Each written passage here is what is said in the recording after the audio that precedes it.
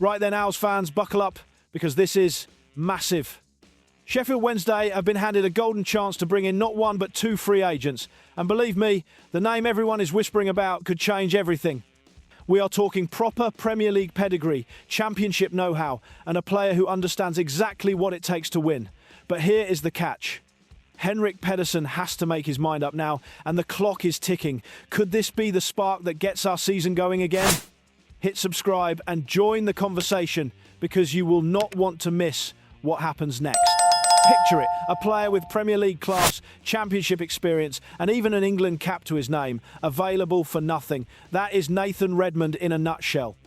The 31-year-old has been without a club since leaving Burnley in the summer, but do not be fooled. He is not some washed-up journeyman. He is a lad who has scored at Anfield, terrorised defences up and down the country, and added creativity everywhere he has played. But hold on. Why would Henrik Pedersen use one of our two precious slots on a winger when central midfield and the back line are crying out for reinforcements? Is Pedersen seeing the bigger picture while the rest of us are stuck looking at the basics? Here is how it looks. The first slot is almost certainly going to Liam Cooper, the experienced centre-back arriving today.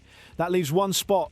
Andy Rinham-Hota was briefly considered before heading to Reading, and names like Timothy Fosu-Mensah and Duncan Watmore have been mentioned. But Redmond is different. He is a wild card, and a versatile one at that.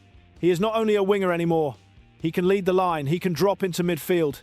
He is adaptable, seasoned, and desperate to prove himself after a quiet spell since leaving Burnley. And do not forget, he trained with Sheffield United earlier this year, our rivals. Imagine the headlines if we pinch him and bring him to Hillsborough instead. That would be poetic justice. Now here is my challenge to you, Owls faithful. Are we chasing short-term fixes over long-term planning? Bringing in someone like Redmond feels like a statement signing, but what happens when January arrives and the injuries stack up again?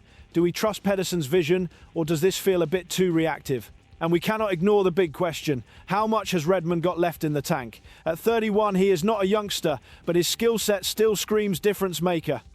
If he can rediscover even most of his top form, he could transform our attack overnight. So is this a stroke of genius from Pedersen, or a gamble too far?